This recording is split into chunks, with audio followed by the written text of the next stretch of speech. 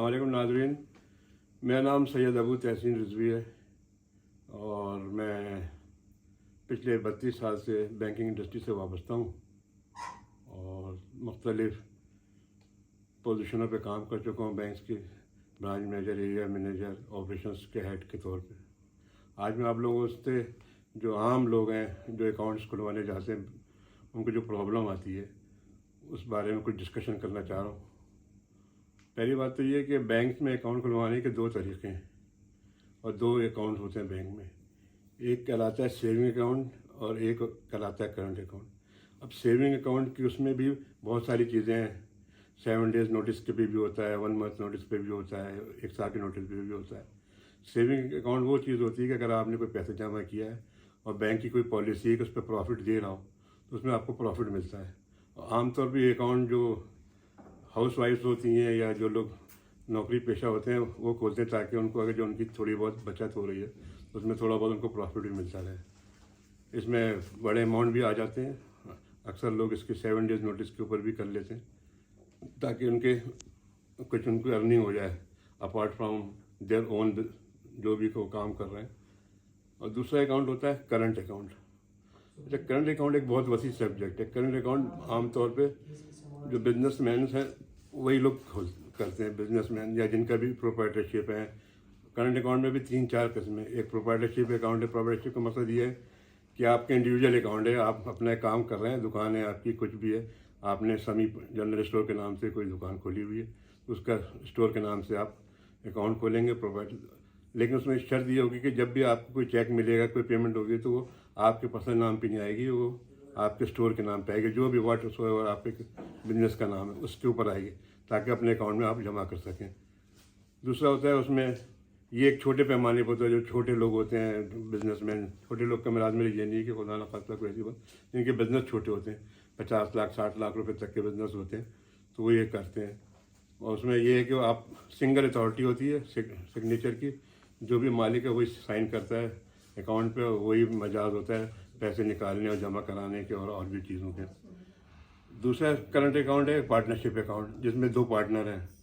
अच्छा, पार्टनरशिप में भी ये कि आपको पार्टनरशिप डीड बनानी पड़ेगी। पार्टनरशिप डीड रजिस्टर्ड होती है। एक रजिस्टर्ड पार्टनरशिप होती है, एक नॉन रजिस्टर्ड पार्टनरशिप डीड होती है। दोनों अकाउंट खुल सकते हैं। रजिस्टर्ड डीड में ये है कि आप अपने अकाउंट को 2 लोग चला सकते हैं। जो पार्टनरशिप है उसकी पूरी डीड बनती है बाकायदा एक, और फिर वो बैंक में जमा होती है। अब उसके बाद आ जाता है कंपनीज अकाउंट।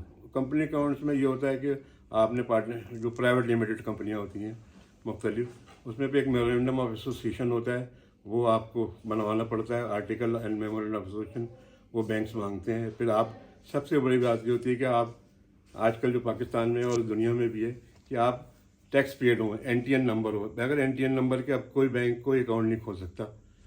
NTN नंबर बहुत ज़रूरी है, नेशनल टैक्स नंबर जो भी आप जिसको कहते हैं। इसलिए कि FBR के आजकल बड़े मसाइल हैं और मसाइल होने भी चाहिए, इसलिए कि बहुत से लोग अपना अकाउंट खोल लेते हैं, कारोबार करते हैं, लेकिन शो नहीं करते, तो फिर उनके टैक्स के मामलात हो जाते हैं। तो आपने पहला काम ये करना होगा, अगर करंट अकाउंट होल्डर हैं आप, तो आपने अपने NTN नंबर बनाना होगा। NTN का सर्टिफिकेट मिलता है, FBR से शुरू होता है वो, और वो 1 साल के लिए वैलिड होता है, उसकी सालाना फीस होती है। ये तो हो गए 2 एक बड़े अकाउंट। एक अकाउंट और भी होता है जिसको हम नॉन चेकिंग अकाउंट कहते हैं। मसलन ये कि आपने कोई लोन लिया हुआ है किसी बैंक से, तो आपने एक अकाउंट खोल लिया बैंक ने आपको, और उस लोन की जो इंस्टॉलमेंट है वो आप उस अकाउंट में जमा कर, उसमें आप ना पैसे निकाल सकते हैं, जमा कर सकते हैं। लोन आपको एक दफ़ा डिसबर्स हो गया, आपके अकाउंट में आ गया, मेजर अकाउंट में, वो अकाउंट पर आप महीने के महीने जो भी इंस्टॉलमेंट बनती है वो नॉन चेकिंग अकाउंट कहलाता है।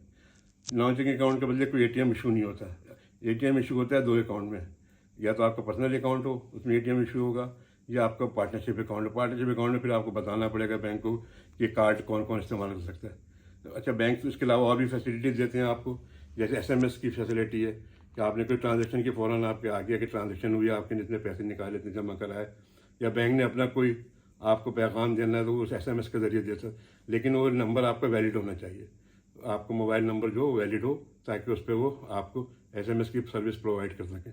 उसके नॉमिनल चार्जेस होते हैं, मुख्तलिफ बैंकों के मुख्तलिफ स्केल ऑफ चार्जेस हैं जो कर सकते हैं, उसमें आप ये और भी कर सकते हैं।